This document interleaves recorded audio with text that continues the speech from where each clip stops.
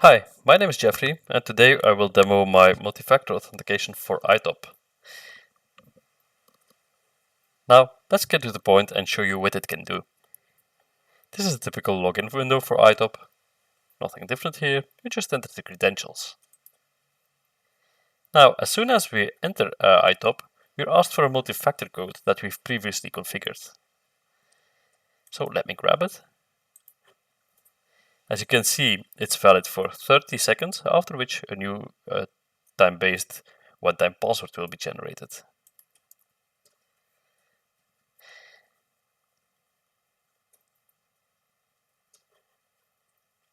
Now we're authenticated in iTop. If you have access to the backend, you can go to the preferences to configure your one-time password.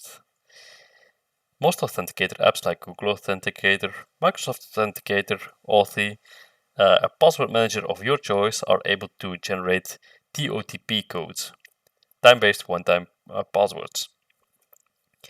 If you can't scan, it might be necessary to use the setup key instead. For instance, in my example, I was using Bitwarden, which means if I would want to set up a new code for the admin, I can paste the authenticator code here, after which it's generating a one-time password, which I can also copy in this case. Now here we have a brief status. It's enabled already by default, it has been configured. I'm just going to override it.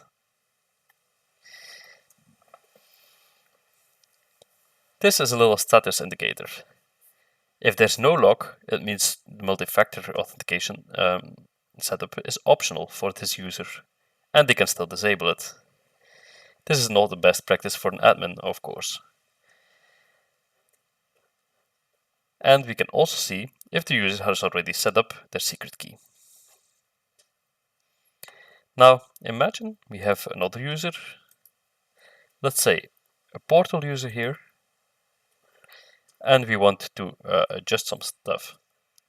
For instance, we want to make sure they go through the setup procedure again. Or in this case, it's also useful if a user forgot their MFA code or lost their device or something. Then you can force them to reset it. The other section that we have is brand new and is here. So the first question is, do we require the user to set up MFA? Yes or no? And the second thing is, what method are we using? For now, I'm going to leave this to app instead.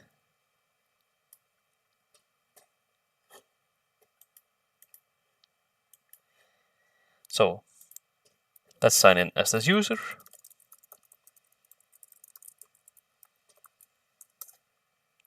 And this is what the first time will look like when they sign in. There's a generic message explaining to the user what is happening. The whole procedure is actually the same. They can scan the code or they can set it up. This is a one-time thing until you reset their password. And the confirmation works very similarly.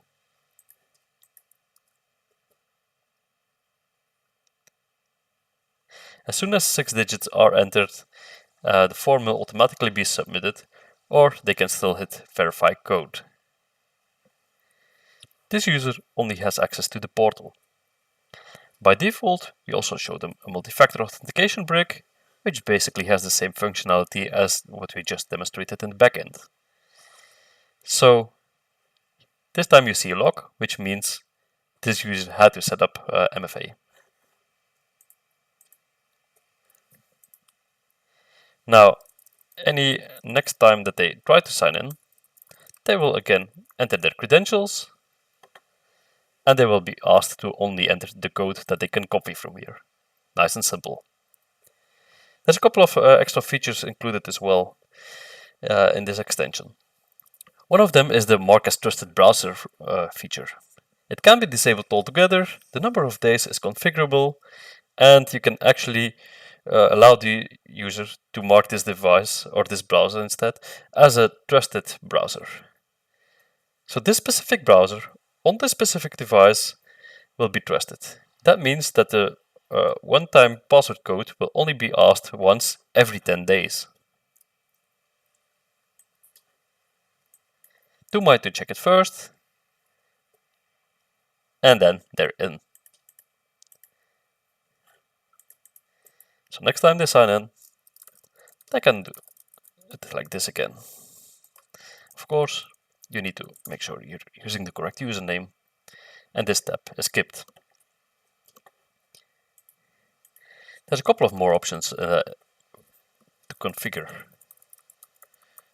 For instance, some customers actually have an internal network and an external network. In those cases, they might also want it to be easier for the internal network, and they want to bypass the security measures. While it is a feature, it's not recommended to do so. But for instance, you could specify trusted networks and say that anyone coming from this IP range will not be asked to enter their MFA code. Then the traditional credentials will be enough. There's a couple more settings here as well. The most important two ones are default issuer. This is the name of the company or the title of their OTP code that will be presented to them by default when scanning with authenticator applications. So you might want to change this to the name of your organization instead, or of your support portal. There's the trusted browsers feature. So if you set this to 0, it's disabled, and otherwise it's remembered for a number of days. And there's also some debugging options and other options that I will not go into right now.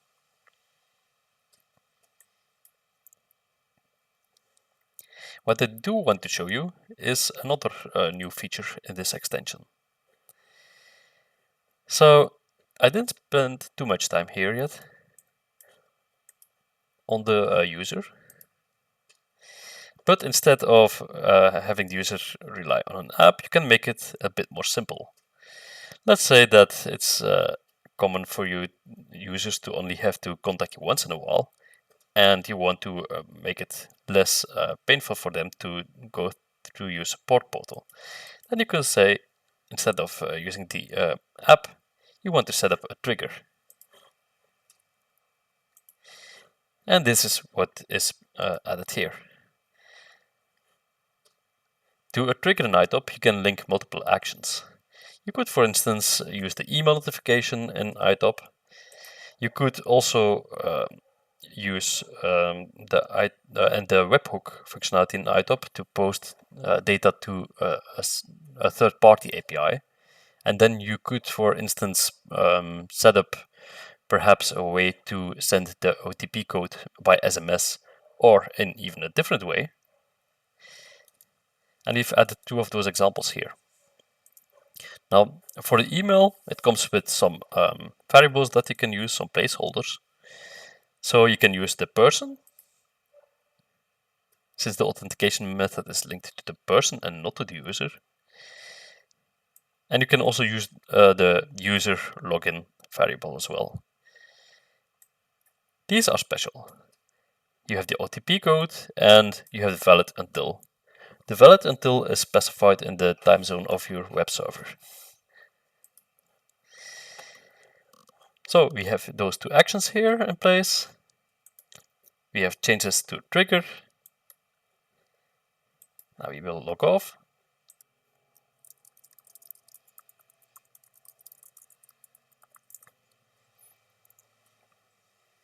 So as you can see, the portal user is asked to enter the multi-factor code again.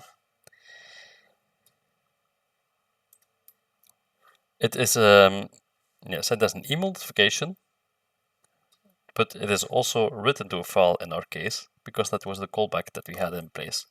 And you can use the same variables there.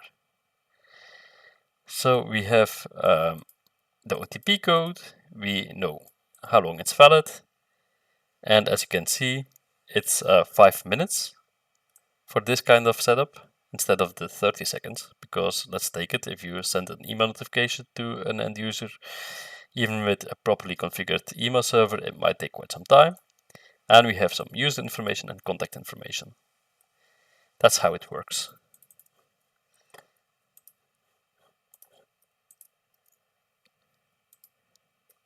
And then they're in. If there are any other questions or suggestions or feature ideas, be sure to get in touch. This extension is currently, at the time of recording, compatible with iTop 2.7, 3.0, and 3.1. It works for both internal iTop users as well as LDAP users. Other setups would need to be validated. Thank you very much for your time.